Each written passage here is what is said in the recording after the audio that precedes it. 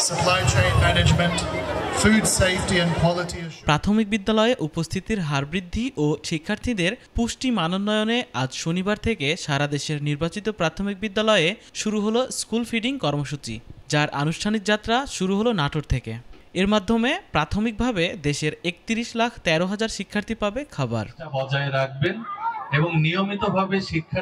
শনিবার সকালে নাটোরের গুরুদাসপুর উপজেলার চলনবিলের প্রত্যন্ত খুবজিপুর সরকারি প্রাথমিক বিদ্যালয়ে শিশুদের হাতে পুষ্টিকর খাবার তুলে দিয়ে 2 বছর মেয়াদী স্কুল ফিডিং কর্মসূচির উদ্বোধন করেন প্রাথমিক ও গণশিক্ষা মন্ত্রণালয়ের উপদেষ্টা অধ্যাপক ডাক্তার বিধান রঞ্জন রায় পোদ্দার।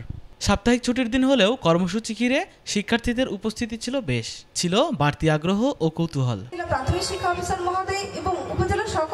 এই কর্মসূচির মাধ্যমে শিক্ষার্থীদের আগ্রহ, মনোযোগ ও পুষ্টির বিষয়টিকে গুরুত্ব দেওয়া হয়েছে। এর ফলে শিক্ষার্থীদের শারীরিক ও মানসিক বিকাশ ঘটবে এবং তারা মনোনিবেশ করতে পারবে বলে জানান উপদেষ্টা বিধান রঞ্জন রায় পোদ্দার। যদি এইভাবে আমরা যৌথভাবে চেষ্টা করি আমাদের পক্ষ থেকে এবং আপনাদের পক্ষ থেকে, তাহলেই শুধুমাত্র আমরা আশা করতে পারি আমাদের প্রাথমিক শিক্ষার মানের উন্নতি ঘটবে। আর প্রাথমিক শিক্ষার মানের উন্নতি ঘটা মানে দেশের শিক্ষার মানের উন্নতি ঘটা। আমাদের দেশে সুদক্ষ মানুষ, জনবল গড়ে তোলা, সুনাগরিক গড়ে তোলা।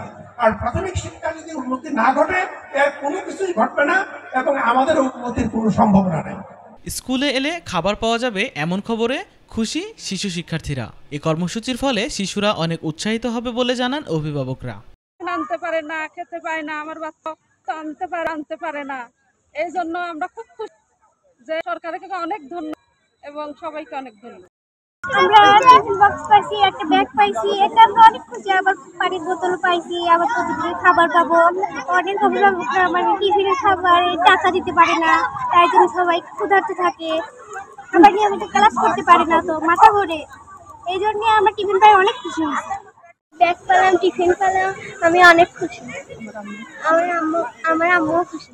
প্রকল্পের মেয়াদকালে 2027 সাল পর্যন্ত দেশের নির্বাচিত 150টি উপজেলার 19,419টি প্রাথমিক বিদ্যালয়ের 31,13,000 শিক্ষার্থীকে সপ্তাহের 5 স্কুল কর্মদিবসে পুষ্টিকর ফোর্টিফাইড খাবার, বিস্কুট, ফল, বনরুটি, ডিম ও দুধ রুটিন হিসেবে দেওয়া হবে।